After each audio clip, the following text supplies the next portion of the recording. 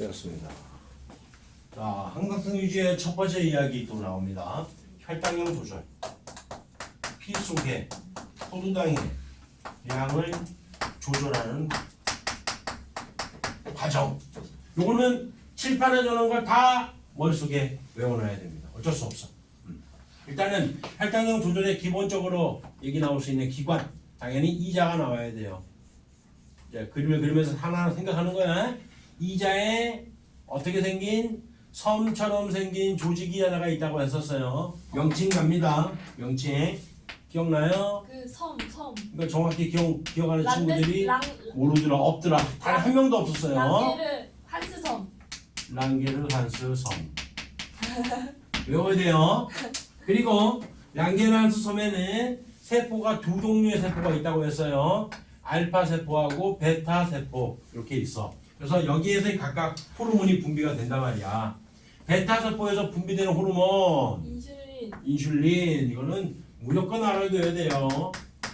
인슐린이 혈당량을 낮춘다라고 얘기를 하는데 어떻게 낮추는지 그 과정.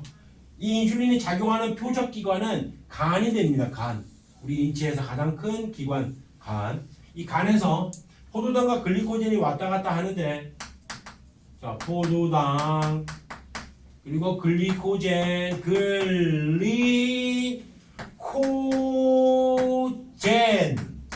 정확하게 글자까지 다 알아두세요. 그러면 혈당량을 낮춘다는 의미는 뭐냐면 포도당이 사라져야 되는 거야. 그래서 글리코젠으로 만들어져야 되는, 즉 동화작용입니다. 포도당이 글리코젠으로 되는 과정을 동화작용, 그걸 인슐린이 관여한다는 거지. 인슐린에 의해서 포도당이 글리코젠으로 바뀌니까 혈당량이 낮아진다라는 얘기예요. 그리고 반대 기능하는, 즉 글리코젠이 포도당을 바꾸는 이러한 호르몬이 이 알파 세포에서 분비가 됩니다. 알파 세포에서 이름 잘 봐야지. 글루카곤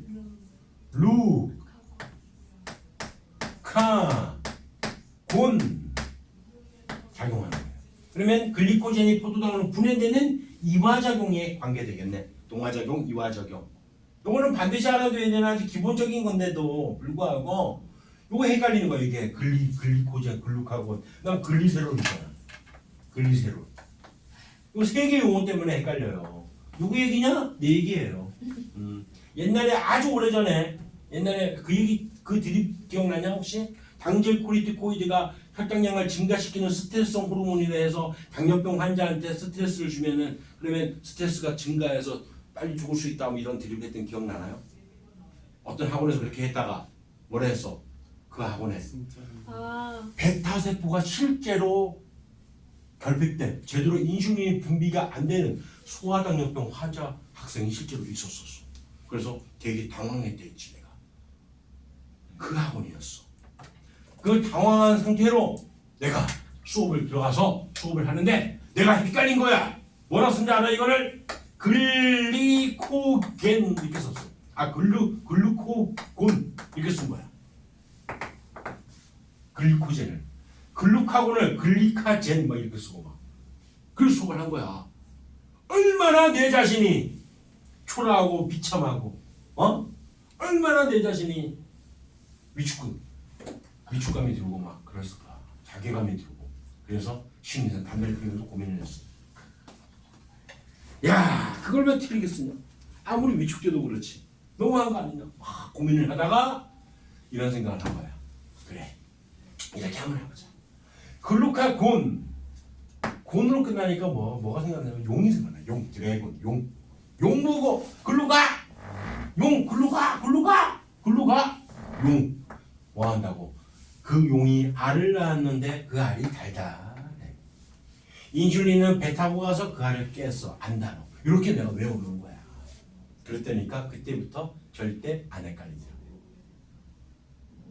선택은 여러분들 몫입니다. 선택은 여러분들 몫이야. 각자 알아서 외우는데 만약에 안 외워지면 어쩔 수 없습니다.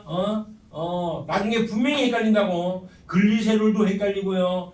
좀 지나면 글루카곤하고 글리코제, 글리세롤 세 개의 용어가 단어가 짬뽕이 돼가지고 글리세롤인데 글리코세 별 희한한 용어를 막 써요. 소수령 문제 쓸 때 보면은 그렇기 때문에 반드시 알아둬야 돼요. 나는 이렇게 외웠다고요. 용 보고 글로 가라고 했다고요. 글로 가 용아. 왜 글로 가? 용이 알 낳았어. 그 알이 달달해요. 인슐린은 배 타고 가서 알을 깼어. 안 달아요. 이렇게 외웠다고요. 그래서 이 인슐린과 글루카곤은 두 개가 서로 반대 기능하는 그런 기능이 있으니까 얘네 둘은 길항작용을 한다고. 길항작용 들어봤죠? 어떻게 수평 조절작용이라고 했어요. 수평 조절작용. 이런 길항작용은 피드백하고는 완전히 다른 개념이야. 길항작용 단순히 혈당량이 높으면은 인슐린이 작용해서 혈당량을 정상 수치로 만들고요. 그런데 이 인슐린이 작용하면은 내가 지금 말한 거지. 잘 들어봐봐. 혈당량이 높아지면 인슐린이 작용해서 혈당량이 원상복귀되는 과정까지는 이건 피드백이야. 다시 갑니다. 혈당량이 높아서 인슐린이 작용해서 혈당량이 다시 낮아진다. 이건 피드백이라고. 이해돼요? 뭔 얘기인지? 혈당량 때문에 인슐린이 분비됐는데 다시 그 결과가 다시 원인에 영향을 미쳐가지고 혈당량을 낮춰줬잖아. 됐지? 혈당량이 만약에 높으면은 글루카곤이 분비돼가지고 혈당량을 낮춰줄 거 아니야. 다시 혈당량이 낮으면 글루카곤이 분비돼서 혈당량을 높여줄 거 아니야. 요거는 피드백이라고. 그런데 인슐린과 글루카곤이 서로 상호작용하는 것은 길항작용이라고. 수평 조절작용이니까. 인슐린이 너무 많이 분비되면은 그럼 글루카곤이 그 다음에 분비되어가지고 인슐린의 분비량을 다시 완화시켜주고. 글루카곤 너무 많이 분비되면 인슐린이 분비되어 다시 또 글루카곤의 분비량을 또 완화시켜준다는 얘기예요. 수평 조절작용. 이거는 기항작용이라고. 됐지? 다시 한번 얘기합니다. 뭐라고? 혈당량이 높아져서 인슐린이 분비돼 혈당량이 정상화되는 과정 그것만 본다면 그거는 피드백이라고. 됐죠? 그렇게 좀 100% 시험 나와요. 100%. 안 나올 수 없어요. 안 되면 그 학교 이상하는 거야. 이 정도야. 아주 중요해요. 그 다음에 혈당량을 낮추는 호르몬은 유일하게 인슐린밖에 없잖아. 혈당량을 높이는 호르몬이 두 가지가 더 있어요. 첫 번째, 부신에 있는 속질부터 쓸게. 부신 속질. 기억나죠? 콩팥 위에 있는 부신. 부신의 속질에서 분비되는 호르몬. 부신하면 건무당 소개. 요거만 다 기억하라고. 건무당 소개. 겉질에서는 무기질 코리티코이드, 당질 코리티코이드. 그 다음에 촉애니까 뭐겠어? 에피네프린. 아드레날린 들어봤잖아. 아드레날린하고 같은 물질이야. 명칭만 다르게 얘기하는 거야. 이 에피네프린이 똑같이 글리코젠을 포도당으로 분해를 해서 혈당량을 실제로 증가시킵니다. 에피네프린이. 그러면 에피네프린 촉질에 있어. 에피네프린이 분비되는데 그러면은 어떠한 신경의 자극 때문에 분비될까? 저번 시간에 했던 신경들 잘 생각해보면 혈당량을 증가시키는 기능을 한대. 근데 그거 안 배웠는데요? 혈당량을 증가시키는 신경을 안 배웠는데요? 생각을 한번 해보라고요. 우리가 화났을 때하고 편안할 때 하고 또 긴장했을 때 하고 편안할 때 하고 언제 혈당량이 증가돼야 될까? 당연히 화났을 때고 긴장했을 때겠지. 맞지? 그게 바로 무슨 신경이었어? 교감신경이었어요. 교감. 기억나나요? 교감. 그때 원래 말단에서는 분비되는 호르몬이 뭐였어? 노르에피네프린이었잖아. 에피네프린 친구라고 생각하면 돼. 그래서 에피네프린이 분비되면은 혈당량이 증가되는 기능이 있다는 거. 되고요. 그 다음에 나머지 하나 남은 거. 부신, 겉질. 겉부분에 있는 여기에서 분비되는 호르몬. 적으세요. 멍하니 있지 말고요. 적으세요. 겉질에도 뭐 건무당이나 했었어요. 그때 무기질 코리티코이드 말고 당이니까 당질 코리티가 되겠지. 당질 코리티코이드. 이 당질 코리티코이드 같은 경우는 스트레스성 호르몬이라 얘기했어.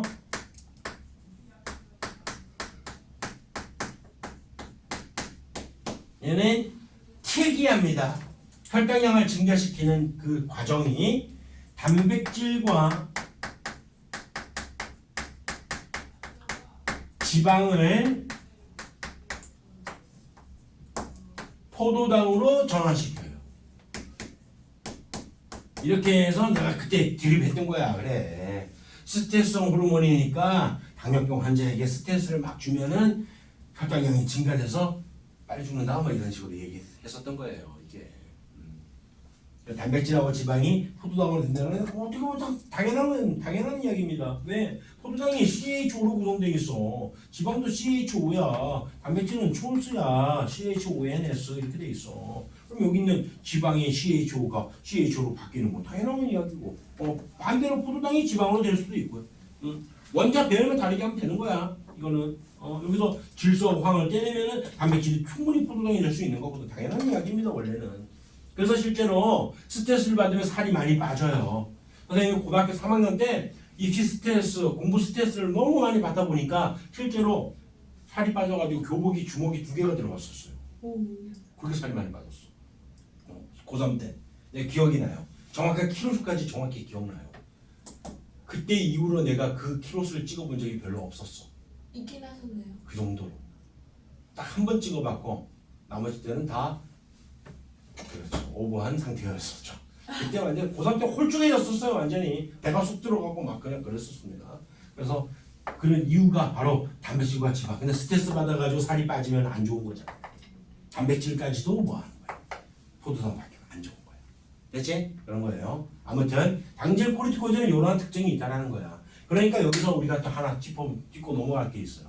이제는 고등학교 과정이니까 생명과학 원이니까 중학교 과학이 아니니까 인슐린과 당질 코르티코이드는 그럼 기량작용이라고 할 수 있느냐? 이런 생각을 한번 해보자. 봐봐라. 인슐린이 분비되고 당질 코르티코이드가 분비된다. 그러면 얘는 혈당량을 낮추는 작용, 혈당량을 증가시키는 거니까 반대니까 기량작용을 할 수 있지 않을까라는 생각도 할 수 있잖아. 그렇지? 그런데 인슐린이 분비되는 이유는 뭐 때문에 분비돼? 포도당 과다. 혈당량이 높아서 분비되는 거야. 자, 당질 코르티코이드가 분비되는 이유는 뭐 때문에 분비되는 거야? 스트레스성 호르몬이라고 얘기했잖아 방금 전에. 맞지? 스트레스 받아서 올라가는 거야. 그러니까 당질 코르티코이드는 혈당량이 높든 뭐 하든 간에 관계 있다 없다는 얘기야. 이해돼요? 뭔 얘기인지? 혈당량이 높아도 스트레스 받으면 분비되는 거야. 오케이? 혈당이 또 증가하는 거야. 그렇게 이해를 하면 돼. 내가 예전에 첫 시간에 이런 얘기 한 적이 있었을 거야. 민물이라는 환경에서 연어는 묽은 오줌을 싼다. 그 다음에 바닷물 환경에서는 진한 오줌을 싼다. 이거를 항상성 뉴시라고 분명히 우리가 생각할 수 있단 말이야. 근데 이 말을 이렇게 하면 어떻게 할 거냐 물었지. 민물이라는 자극 때문에 묽은 오줌 싸고 바닷물이라는 자극 때문에 진한 오줌 싼다. 자극에 의한 반응이라고 생각하면 어떻게 하냐 이렇게 한번 얘기한 적이 있었을 거야. 첫 시간에. 그러면 그때 뭘 생각을 했어? 항상성인지 아닌지를 판단하기 위해서는 항상 왜 이러는지, 왜 원리가 뭔지, 왜 이런 현상이 나타나는지를 생각하라 얘기했었잖아. 오케이? 그럼 마찬가지야. 이것도 당질 코르티코이드가 혈당량을 낮춰주는데 당질 코르티코이드가 분비되는 이유가 원인이 뭔지를 원인 이게 뭔지 생각하라고요. 항상. 뭔 얘기 알겠어요? 이 원인은 뭐라고? 스트레스 때문에 생긴다고. 아침에 잠 깰 때 당질 코르티코이드가 분비된다고요. 원인이 그렇다고요. 혈당량과 전혀 관련이 없다고요. 하지만 인슐린이 분비되는 이유는 뭐 때문이라고? 얘는 혈당량이 높아서 분비되는 호르몬이기 때문에 글루카곤과 기량작용하는 건 맞는 거라. 얘하고는 연결시키지 마라. 됐죠? 뭔 얘기인지? 자, 혈당량 조절에 관계돼서는 요것만 잘 알고 있으면 됩니다. 그런데 요번 수능에서 2025학년도 수능이죠. 그 수능에서 이 관련된 문제에서 굉장히 어렵게 출제가 되었어. 호르몬 문제치고는 굉장히 어렵게 출제됐어. 원래 인슐린과 글루카곤은 반대 기능하잖아. 그럼 일반적인 그래프가 인슐린이 증가하면 글루카곤은 감소하는 이런 그래프가 나온다고요. 원래는. 그런데 어떤 문제가 나오냐면 인슐린과 글루카곤이 이렇게 같은 형태의 개형의 그래프로 나와가지고 어떤 게 인슐린이고 어떤 게 글루카곤인지 알아내라 이런 식으로 나온 형태예요. 그게 사실은 뭐냐면 정확히 말하면 좀 전에 말했던 피드백 얘기했었잖아. 혈당량이 증가하면은 인슐린이 분비되어 가지고 혈당량이 낮아지는 관계까지 생각해서 문제를 해결해야 되는 그런 상황의 문제가 나와 가지고 많은 학생들이 굉장히 어려워했던 그런 문제가 실제 출제됐어요. 다음에 두 번째 체온 조절 볼게요. 거기 책을 한번 봐봐봐. 체온 조절 관련된 내용 한번 봐봐봐. 몇 페이지냐면 129페이지예요. 굉장히 복잡하게 나왔습니다. 그거 다 집어치우세요. 129페이지 그냥 책 같이 접어도 상관없어. 찢어서 버려도 돼요. 무슨 얘기냐면 한 방에 간단하게 정리를 할 거야. 일단 내가 설명을 할 테니까 아직은 적지 마세요. 체온 조절은 다 적고 나면은 그대로 적어. 그리고 그것만 알아도 그러면 모든 문제를 다 풀 수가 있어. 아무리 어려운 문제가 출제돼도 상관이 없어요. Trust me. 믿어요. 볼게 한번. 체온 조절이라 하는 것은 기본적으로 체온은 36.5도씨로 일정하게 유지를 시켜야 됩니다. 근데 이 36.5도씨가 어떤 부분의 온도냐면 실제 혈액의 온도야. 혈액의 온도. 우리는 체온을 정확히 재려면 어떻게 해야 돼? 심장에다가 체온기를 꼽아야 되는 거야. 그럴 수 없잖아. 그러니까 체온이 많이 변하지 않는 외부 환경이 많이 변하지 않는 귀 속에다가 이제 온도계를 재고 귀 속의 온도를 재는 거란 말이야. 아무튼 이건 정확히 말하면 피의 온도인 거야. 한마디로 얘기해서. 그럴 때 저온 자극이 왔을 때, 즉 추울 때와 그다음 고온 자극이 왔을 때, 즉 더울 때 어떤 상태가 되는지 극단적으로 생각을 좀 해보면 됩니다. 우리 몸이야. 우리 몸인데 이쪽이 피부 쪽이야. 피부. 여기가 피부고 그 다음에 이쪽은 내부야. 몸 내부라고 생각하면 돼. 그냥. 자, 추울 때 상태를 생각해 볼게. 추울 때 피부 쪽에서는 혈액이 많이 이동하면 되겠어 안 되겠어? 추울 때 피부 쪽으로 혈액이 많이 이동한다는 얘기는 몸 바깥으로 혈액에 의한 온도 손실, 즉 피에 의해 온도 손실이 더 많아지겠지. 그치? 그러면 당연히 피부 쪽에 있는 혈액은 많이 이동하지 못하게끔 해야 돼. 그럼 피부 쪽에 있는 혈관은 수축해서 혈액이 많이 이동하지 못한다. 이렇게 비약적으로 이해를 좀 해놓으라고요. 응? 그러면 수축한다는 의미는 무슨 얘기냐면 열을 밖으로 나가게 하는, 즉 유식한 말로 열 발산시키는 양을 줄이는 상황이 바로 피부에서 일어나는 현상인 거야. 됐냐? 요 설명만 딱 들으면 시중에 있는 어떤 문제도 다 풀 줄 안다고요. 오케이? 그래서 이 발산량이라는 것은 다른 말로 우리가 방출시키는 양이다라고 해도 국어적으로 맞는 말이 이해가 되지. 요거 됐지? 그래서 피부에 있는 혈액이 많이 이동하지 못하니까 당연히 혈액의 양은 춥다고 해서 덥다고 해서 혈액 양이 변하냐? 그건 아니잖아. 그럼 내부로 이동하는 혈액의 양은 많아질 수밖에 없으니까 내부는 이렇게 비약적으로 이렇게 이완된다. 혈관이 이완된다라고 그림을 그리자고요. 됐냐? 그러면 내부에서 일어나는 현상은 얘는 열을 발생시키는 양이라고 하면 국어적으로 의미를 이해할 수 있으니까 요거 열 발생량. 그러면 추울 때는 저온 자극이 왔을 때는 열 발생량이 어떻게 된다? 증가한다. 충분히 이해될 수 있겠지? 됐죠? 고온 자극에서 반대 그러지 말고 이해를 해보자고.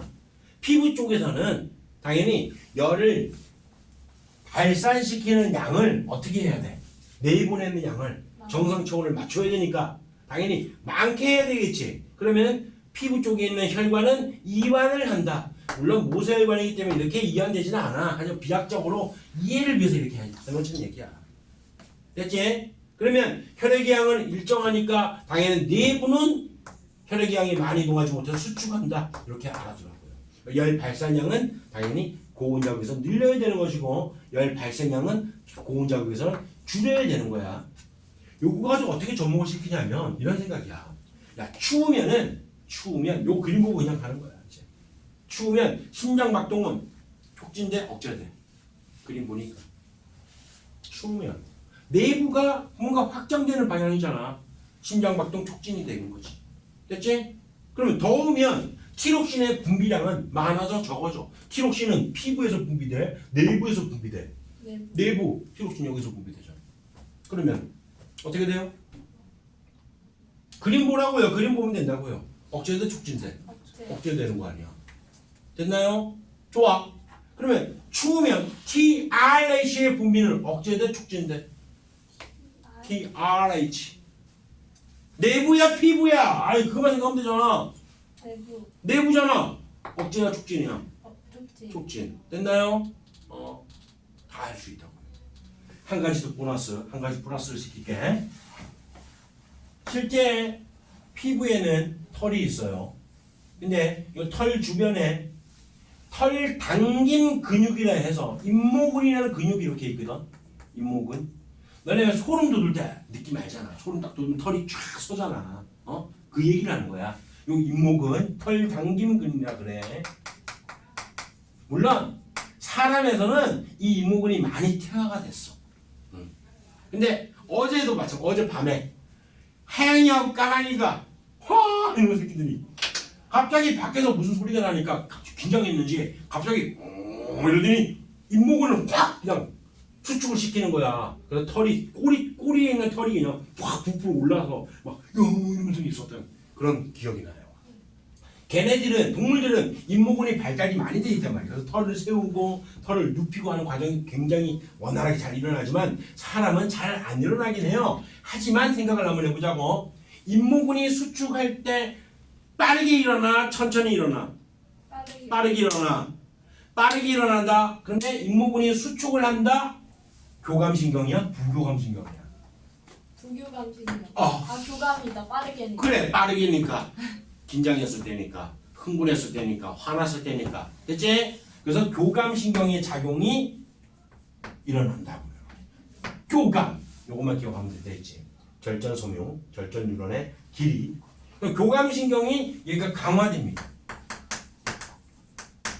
추울 때, 소름 돋을 때, 털이 솟을 때, 그때, 교감신경 때문에 그렇게 되는구나. 그 다음에, 더울 때는 부교감이 아니야, 여기서. 이 교감신경이 그냥 약화될 뿐입니다. 이 내용만 가지고 수능 문제, 각종 모의고사 문제, 체온 조절에 관련된 모든 문제를 다 풀 수가 있어. 트러스트 미라고.